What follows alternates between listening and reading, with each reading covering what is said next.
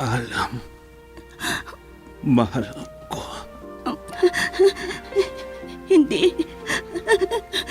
Huwag mo akong iwan, mahal. Ikaw ang buhay ko. Oras na. Ang hiling ko lang, alagaan mo sana ang alak-alak ng pag-ibig ko.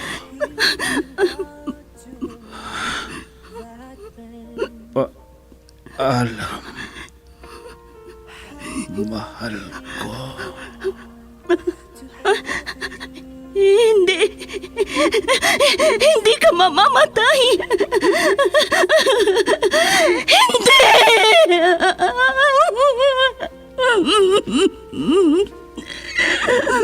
Wala na siya.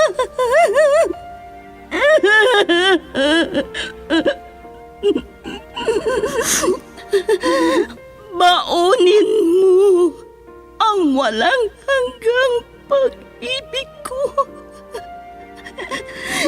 Saan ka man naroroon, mahal ko.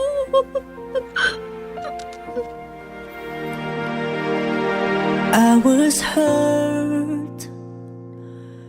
Recuerdos de la Vida. I thought you will forever. Drama na kung saan inyong mapakinggan ang mga pangyayari sa nakalipas na panahon sa buhay ng isang tao. Mga kaganapan at mga bagay na nanatiling alaala na lamang na nagkaroon na ng pugad sa dibdib. Alaala na hindi kayang burahin ng panahon kailanman. Recuerdos de la Vida. Mula sa pluma nila Lubimin Aquino Sr., Letty Astudillo Aquino. Direksyon at produksyon supervision, Letty Astudillo Aquino. Recuerdos de la Vida. Mula sa Lovelet Artist and Talent Center Drama Productions, handog sa inyo ng #1 and most trusted radio network in the country, Bombo Radio Philippines. Basta Radio, Bombo!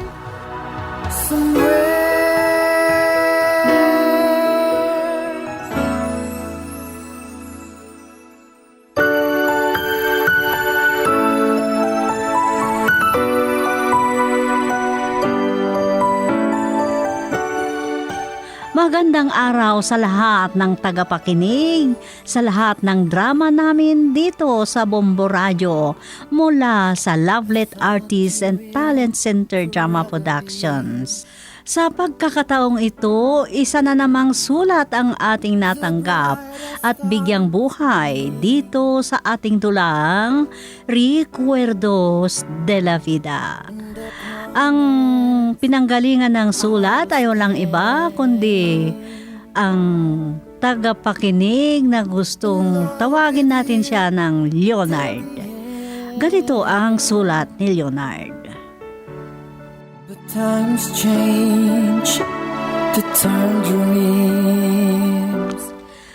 Dear Tia Sofia, isa po ako sa mga libo-libo niyong tagapakinig, lalong-lalo na dito sa dramang Recuerdos de la Vida, na talaga namang kapupulutan ng aral sa buhay.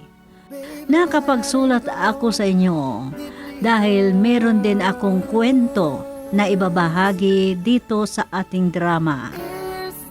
Tawagin nyo na lang po ako sa pangalang Leonard. 45 taong gulang at kasalukuyang nakatira dito sa Cagayan. Kung ano ang mga kaganapan, ito po ang umpisa. I know I will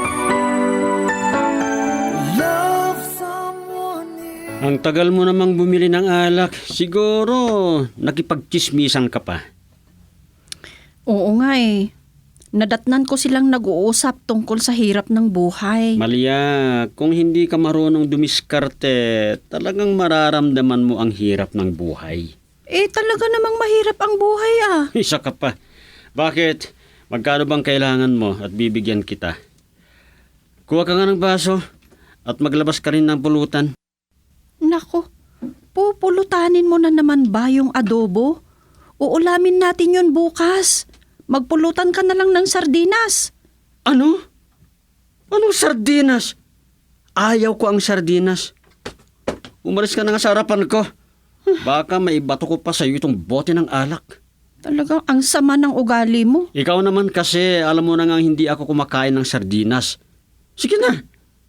O siya nga pala, bago ko makalimutan, yung mga ilaw sa salas, ilaw ng kwarto natin, patayin mo ha, bago tayo matulog. Sayang ang kuryente.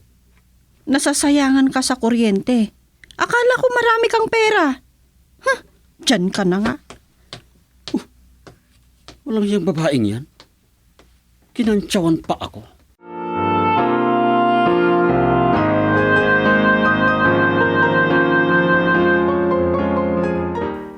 Pumunta ka rin lang dito sa bahay. Hindi ka man lang nagdala ng kahit dahon man lang ng malunggay. Naku, inay. Puro daw na lang ba ng malunggay ang ulamin nyo? Karni ang ulamin nyo para naman lumakas kayo? Hindi naman maganda kung puro karne. Tingnan mo yung katawan mo. Hindi ikaw yung kalakasan ng pangangatawan. Ay, sus, kailan nga nakipagboxing pa ako? Magbigay ka nga ng pera mo dyan. Naku, pera. Yan ang problema, inay. Wala akong dalang pera. Hayaan nyo, pag nakita ko yung nagbebenta ng karne ng baboy, bibilhan ko kayo. Matagal pa yung sinasabi mo. Ngayon na sana. O sige na, bigyan mo ako ng pera para makabili naman ako kahit isang bangus lang dyan. Bangus? Naku! Pinapakain ko lang sa pusa namin yan. Ay, huwag kang magmayabang dyan. Baka may makarinig sa'yo, kapitbahay dyan, nakakahiya. Ay, sus, kayo naman, inay. Marami akong pera. Nagpapautang pa nga ako eh.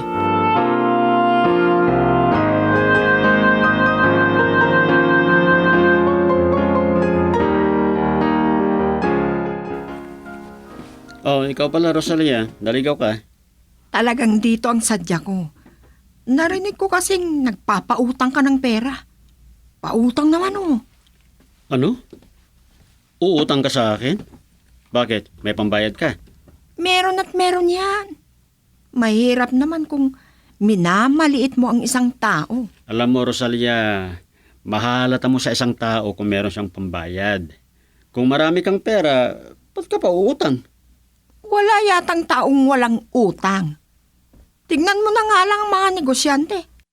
Mas marami pa ang utang nila. Eh ako, wala akong utang. Bagkos, ako ang nagpapautang.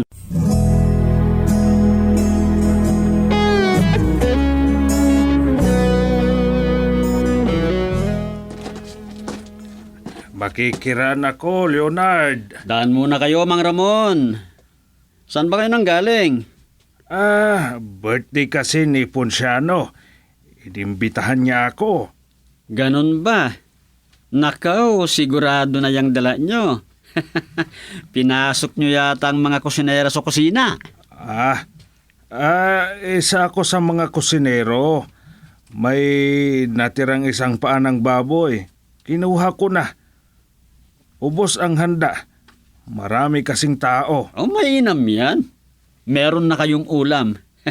Sigurado, kapag walang handaan, hindi na kayo makakatikim ng masarap na ulam.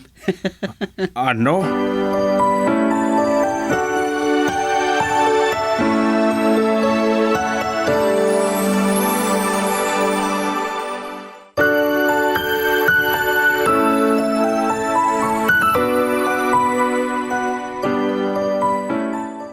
Maraming nagsasabi na bukod sa mahangin daw ako, mayabang at pintasero pa. Pero tinatawanan ko lang sila, Tia Sofia. Isang araw, may nagpaparty sa aming lugar. isang Hawaiano. Hindi ako nagpahuli. 2 beses akong kumuha ng pagkain at punong-puno pa ang aking pinggan. Hindi pa rin ako nakontento, kaya kinausap ko si Mang Ramon at ganito ang sumunod na nangyari.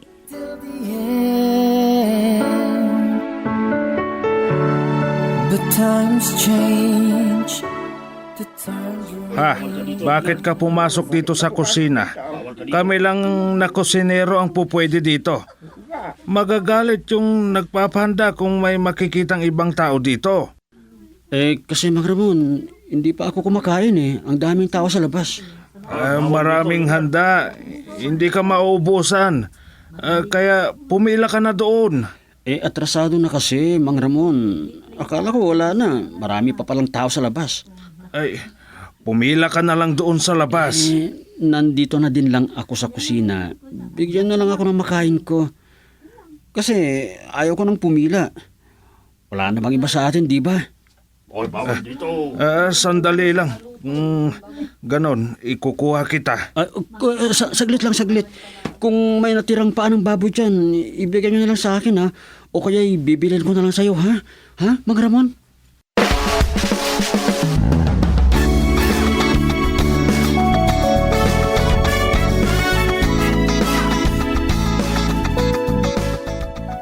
Akala ko ba marami kang pera?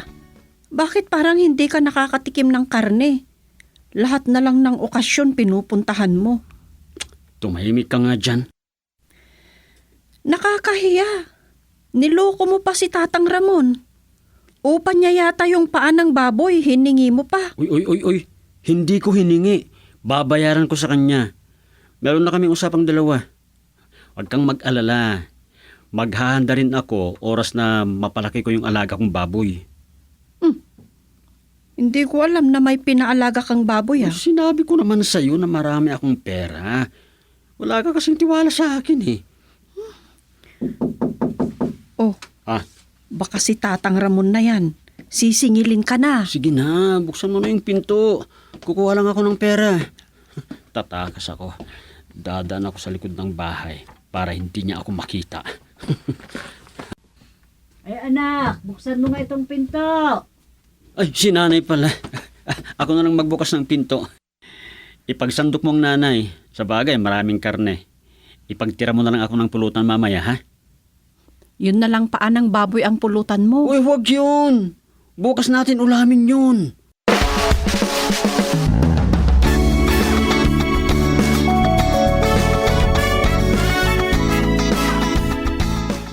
Mabuti na lang at hindi ka pa nakaalis ng bahay. Oh, bakit nay? May kailangan po ba kayo sa akin? Nakasalubong ko si Malia at sa iyo ko raw sasabihin ito. Ano po yun? Pahiram nga raw ng pambayad ko sa ilaw. O, magkano? Kahit 500 pesos laang. Ano? 500? Naku, ang laki naman ng babayaran nyo sa kuryente. Samantalang mag-isa lang kayo. Tumaas nga eh. Walang hiya. Kami nga malaki rin dahil 4K ang babayaran namin. Ay, pinagsabihan ko nga si Malia inay. Sabi ko, magtipid-tipid naman siya. Di bali anak, marami ka namang pera. Sana kinuha ko na lang yung resibo para paisabay ko na sa inyo pag nagbayad na kayo.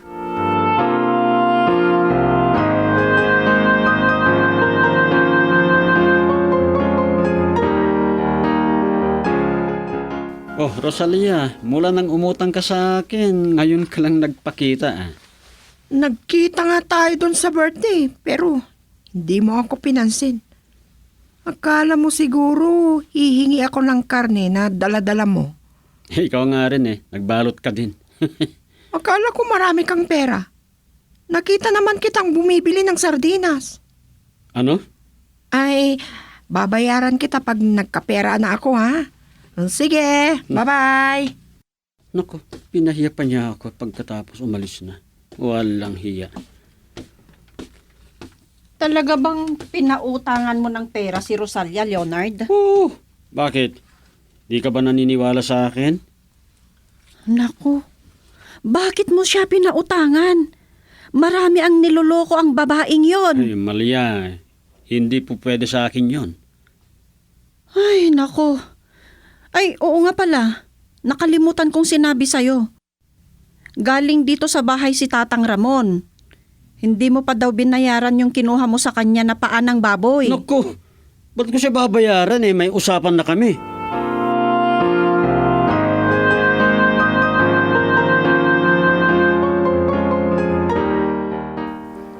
Oh, hindi yata si Mang Ramon ang kusinero ngayon. Hihingi sana ako ng karne. At pagkatapos, uuwi na ako. Tapos na ang handaan eh. Kaya lang marami pang natirang ulam. Uy! Yan pala si Mang Ramon. Hindi ko napansin agad. Ay! Kung hindi kayo magbibigay ng karne, papasayin ko kayo! Ah, Ah! sino ang lasing na yon? Parang dayo ah. Hindi taga dito. May parisyo! Ha? May balid daw. Masama to. Alis na ako dito. Taba kayo! Taba! Natamaan ako. Ako. Dugo. Diyos ko. Ayaw ko pang mamatay.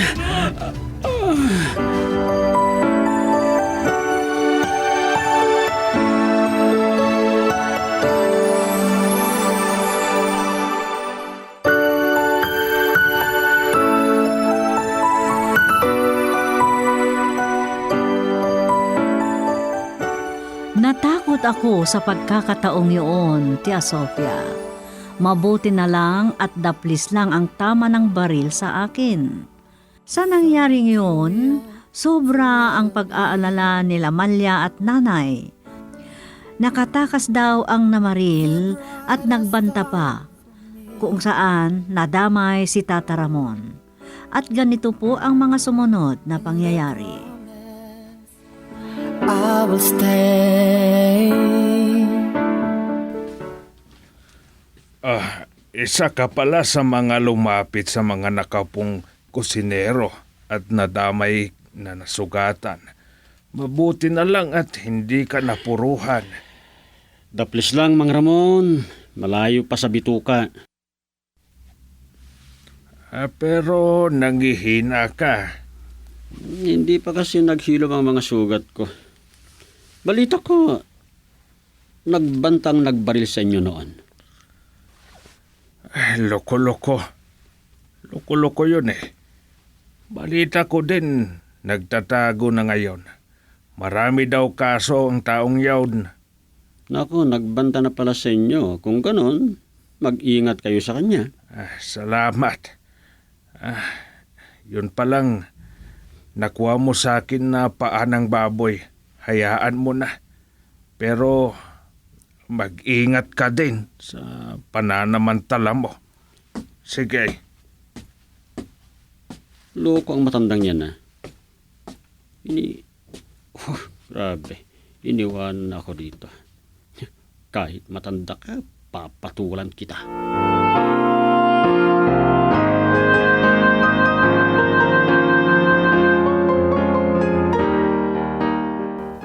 Akala ko ba marami kang pera? Bakit nanghihingi ka sa akin ng pambili ng alak? Gusto mo bang isampal ko sa'yo ang wallet ko, ha? Pinapahiya mo ako, eh. Pwede ba? Tigil-tigilan mo na yung pag-inom mo ng alak. Tingnan mo nga ang nangyari sa mga kainuman mo. Maraming nagkakasakit dahil sa alak na yan. Ito ang 3,000, ha? Bumili ka ng karne, bangos, hipon. Huwag kang bumili ng gulay, ha? Hindi ako nakain yan. Ha? Ay, grabe ka naman. Hindi naman pwedeng puro karne na lang. Pwede ba, Malia? Huwag mo akong turuan. Sige na, alis ka na. Sumasakit ang ulo ko sa'yo.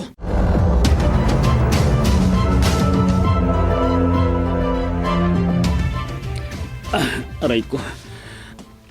Sumasakit na naman ang tagiliran ko. Aray ko. Yan ang napala mo sa palagi mong pag-iinom ng alak. Ay, nako inay. Yan nga din ang sinasabi ko sa kanya pero matigas ang ulo niya. Marami na akong nabiling gamot. Sayang ang pera. Di bale, Lagi mo namang sinasabi na marami kang pera. Inay, pakisabi nga kay Rosalia. Bayaran na niya ako. Aasa ka pa. Oo nga, inay. Aasa ka pa. Ay nako, ewan ko lang kung babayaran ka pa nun. Pero sige, sabihin ko sa kanya para kahit papano may pambili ka ng gamot mo.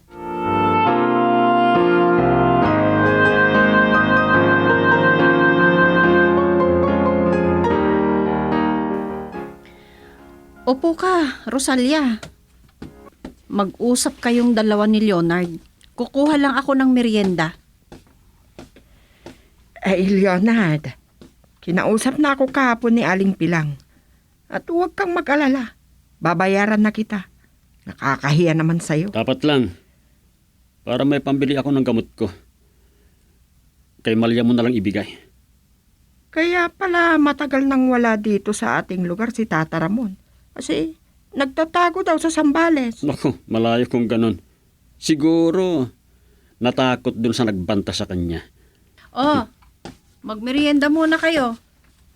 Bago ko makalimutan. Heto na yung bayad ko, Malia.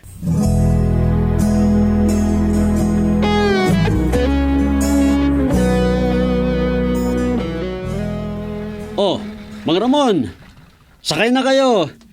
Matagal kayong nawala dito sa ating lugar ah. Kawawa naman kayong naglalakad. Leonard, huwag kang lumapit sa akin para hindi ka madamay. Ah, bakit po?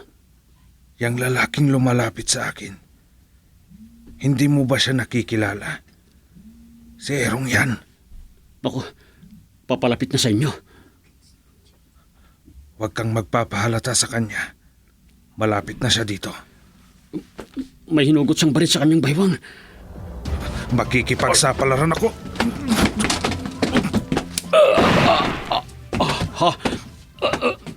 Nakalabit pa din niyang gatilyo ng kanyang baril. Mabuti na lang hindi tayo natamaan, Mang Ramon.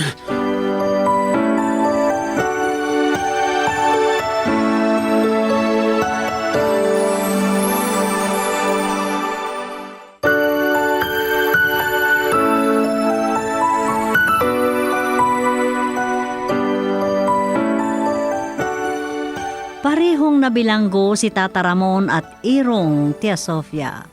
Pero agad ding nakalaya si Tata Ramon. Dahil self-defense lang daw ang ginawang yun ng matanda. Mabuti na lang at mabilis ang paggalaw ni Tata Ramon. Kung hindi, pareho kaming namatay sa pagkakataong iyon. Sa ngayon, masasabi kong ito ang rekwerdo sa akin. Ang pangalawa kong buhay. At dito na nagtatapos ang aking kwento. Sana nagustuhan ninyo. Salamat. Ang nagpapasalamat sa inyo, Leonard. Dreams. Maganda ang kwento sa iyong buhay na nag-iwan ng rekwerdo, Leonardo. Salamat din sa iyong pagdulog sa ating tula. Mga kaibigan, diyan nagtatapos ang kwento ni Leonardo na nag-iwan sa kanya ng rekwerdo.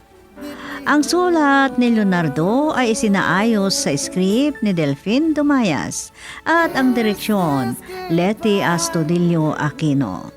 Mula sa Lovelet Artists and Talent Center Drama Productions, inihahandog sa inyo ng #1 and most trusted radio network in the country, Bombo Radio Philippines. Basta Radio, Bombo! I know